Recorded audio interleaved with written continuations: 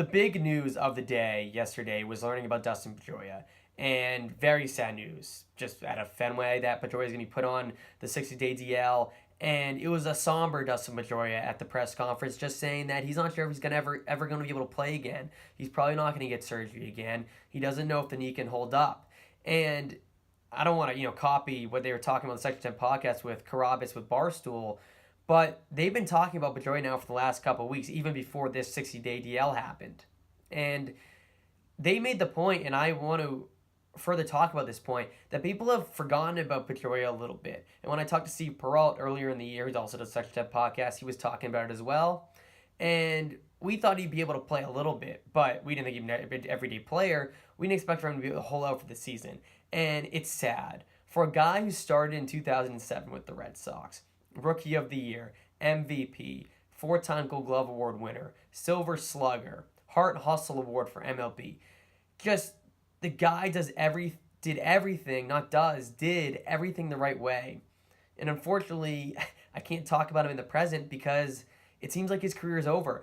Based on how Pedroia was talking about it in the press conference, saying, I'm not sure if I'm ever going to be able to play again, does not sound like a guy who's very optimistic because, as we know, he's as cocky a guy as you will find.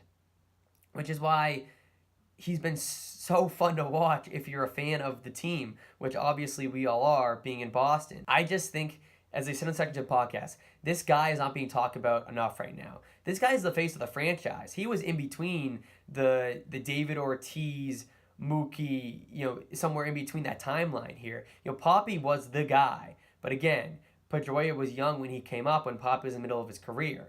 Then as Poppy got older, Pedroia was really the face of the franchise, and then Mookie overshadowed that when Mookie came in, and guys like Benintendi, and they started to get a new group when guys like Youkilis left. But Pedroia is really the last guy from that group, from that middle era here, and from maybe 07 to 13, 15, where he was really the face of the franchise. And we need to remember and appreciate him in that way. And again, they talked about in the Section 10 podcast, so I don't want to copy those guys, but just to further nail down this point here, in that I don't think we're celebrating him enough. And yes, he will get that celebration, but I hear about it on Sports Talk Radio. They call him the little guy in a kind of a snarky way, certain guys on the air, almost like they're rooting against him, which is, how can you root against this guy? This guy put his body on the line every single day. First one in the ballpark, competitive as heck, only cared about winning.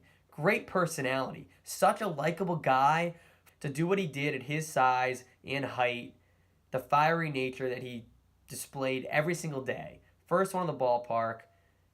I don't know how you can't just feel horrible for the guy.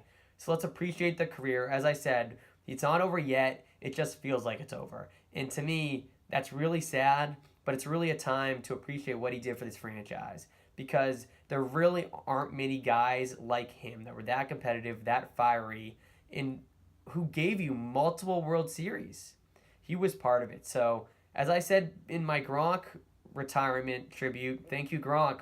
Now to Pedroia, he's not done yet, but it might be looking that way. So, Pedroia, thanks from all of Boston.